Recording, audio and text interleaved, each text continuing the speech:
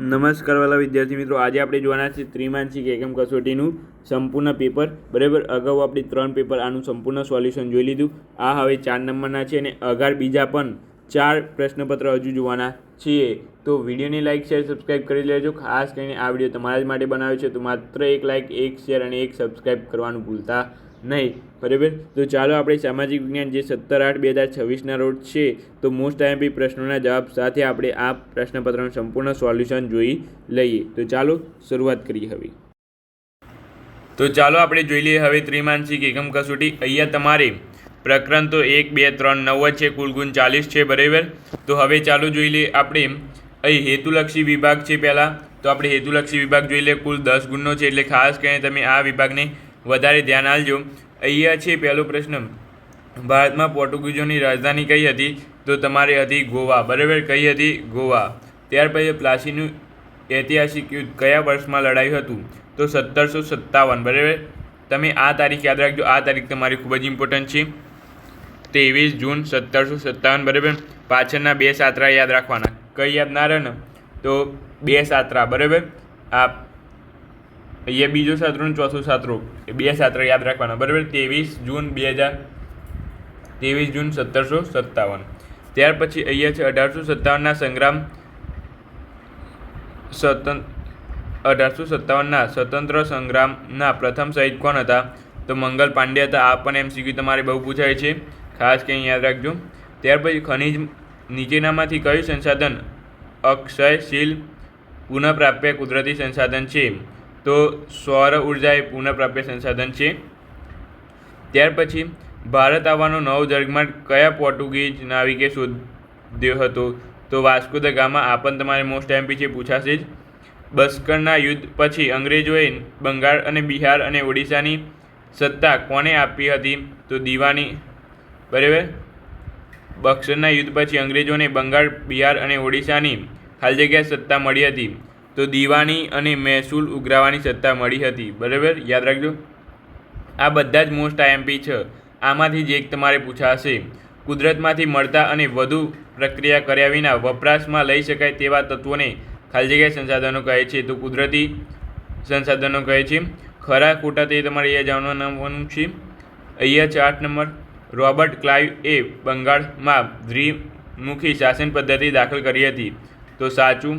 ત્યાર પછી ઈસવીસન 1857ના સંગ્રામ માટે એનફિલ્ડ રાઇફલમાં વપરાતી કારતૂસ તાત્કાલિક કારણ બની હતી. તો અહીંયા તમારે આમાં પણ સાચું આવશે.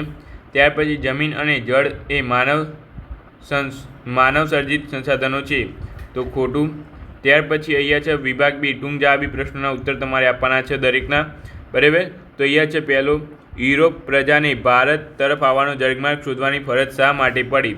તો અહીં તમારે જવાબ આવશે, પ્રાચીન કાળથી યુરોપ દેશો વચ્ચે મરી મસાલા, તેજાના રેશમી કાપડ, સુતરાઉ અને ઘડીની ભારે માંગ રહેતી હતી અને ભારત અને યુરોપ વચ્ચે વેપાર જમીન માર્ગ કોન્સ્ટેન્ટિનોપલ થઈને ચાલતો હતો. ઈસવીસન 1453માં તુર્કોએ કોન્સ્ટેન્ટિનોપલ જીતી લીધું, જેથી જમીન માર્ગ બંધ થઈ ગયો અને આથી નવો જળમાર્ગ શોધવાની ફરજ પડી. બરાબર, ત્યાર પછી કોર્નવેલિસે ભારતમાં વહીવટી તંત્રમાં કયા મહત્ત્વના સુધારા કર્યા?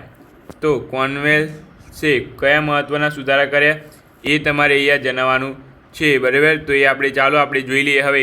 તો અહીંયા છે તમારે વહીવટી તંત્ર નીચે મુજબ કર્યા છે. બરાબર, તો જોઈએ.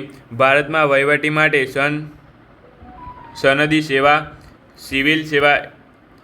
સિવિલ સર્વિસ ચાલુ કરી. બરાબર, વહીવટી માટે સનદી સેવાઓ એટલે સિવિલ સર્વિસ શરૂ કરી. મહેસૂલ અને સ્વતંત્રતાને અલગ કર્યા તથા જિલ્લા કલેક્ટરને વહીવટી વડા બનાવ્યા.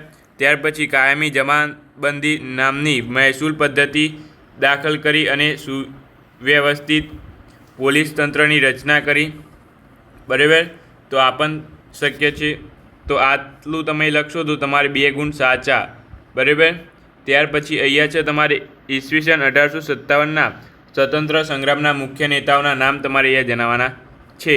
તો દિલ્હીમાં મુગલ બાદશાહ બહાદુર શાહ જફર, કાનપુરમાં નાના સાહેબ પેશવા, પછી તાત્યા ટોપે, પછી ઝાંસીમાં મહારાણી લક્ષ્મીબાઈ, બિહારમાં કુંવરસિંહ, ત્યાર પછી લખનૌમાં બેગમ હજરત મહલ અને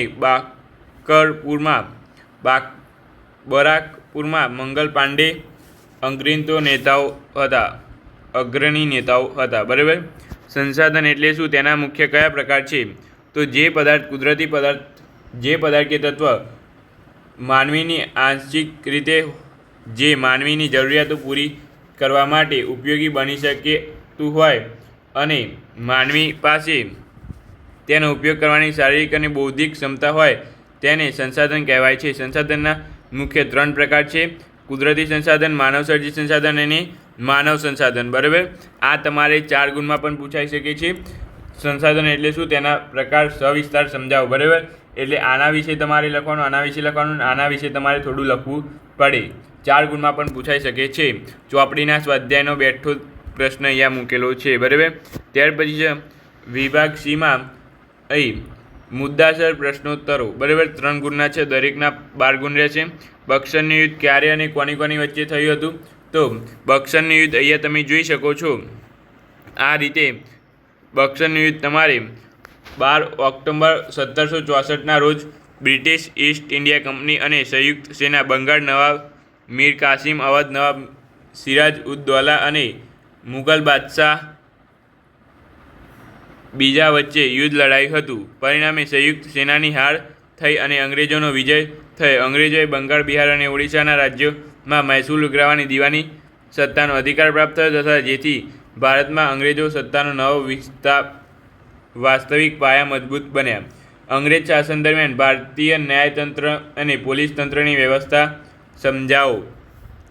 તો આ રહી તમારે. આ એટલો બધો આઈએમપી નથી, પરંતુ આ કરજો બક્સરનું યુદ્ધ અને પ્લાસીનું યુદ્ધ, કારણ કે બેમાંથી એક 110% આવશે.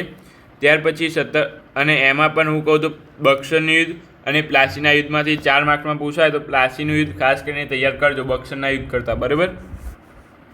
ત્યાર પછી ઈસવીસન 1857ના સંગ્રામના આર્થિક અને સામાજિક ધાર્મિક કારણો જણાવો.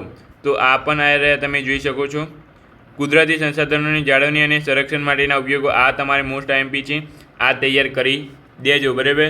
અહીંયા છે સંસાધનોનો વિવેકપૂર્ણ અને કરકસરપૂર્વક ઉપયોગ કરવો તથા બગાડ અટકાવવો, પુનઃપ્રાપ્ય ઉર્જા જેવા સ્ત્રોતોનો ઉપયોગ પ્રોત્સાહન આપવું, વૃક્ષારોપણ કરવું, જંગલોનું રક્ષણ કરવું, ડોડાના અતિશય ચરણ પર નિયંત્રણ મૂકવું, વરસાદી પાણીના સંગ્રહ માટે ચેકડેમ, ખેત તલાવડી, બોરવેલ, રિચાર્જિંગ જેવી પદ્ધતિઓ અપનાવી.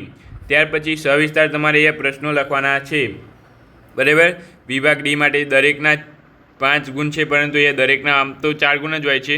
બરાબર. પરંતુ અહીંયા 5 ગુણ મૂક્યા છે. દરેકના 5 ગુણ રહેશે તમારે અહીં. તો જોઈ લઈએ. ઈસવીસન 1857નો સંગ્રામ નિષ્ફળ જવાના મુખ્ય કારણો કયા કયા છે? તો આ પણ તમારે પૂછાઈ શકે. બરાબર. ખાસ કરીને તૈયાર કરજો. જમીન ધોવાણ એટલે શું? તેના ઉપયોગો તમારે અટકાવવા માટેના ઉપયોગો અને ભૂમિ સંસાધનોનું મહત્ત્વ જણાવો. આ પણ તમારે મોસ્ટ આઈએમપી છે, પૂછાઈ શકે. જમીન ધોવાણનો અર્થ ગતિશીલ હવા કે વહેતા પાણી દ્વારા જમીન ઉપરના ફળદ્રુપ કણોનું એક સ્થળેથી બીજા સ્થળે ઘસરાઈને જવું તેને જમીન ધોવાણ કહે છે. એટલે કે માટીના એક કણને માટીનું એક કણ એક સ્થળેથી માટીના કણો એક સ્થળેથી બીજા સ્થળે જાય એને જમીનનું ધોવાણ કહે છે, ટૂંક અને સરળ ભાષામાં. બરાબર. ત્યાર પછી ભૂમિ સંસાધનનું મહત્ત્વ. તો જમીન તમામ સજીવોને આશ્રય આપે છે, ખેતી દ્વારા અનાજ, કપાસ અને કાચો માલ પૂરો પાડે છે તથા માનવ વસવાટ, માળખા, સુવિધાઓ અને ઉદ્યોગોનો મુખ્ય આધાર છે. જમીન ધોવાણ અટકાવવા માટેના ઉપયોગો અહીંયા તમને આપેલા છે. તો આ તમે ખાસ કરીને રીડ કરી જજો. આઈએમપી ક્વેશ્ચન છે, પૂછાઈ શકે છે. બરાબર.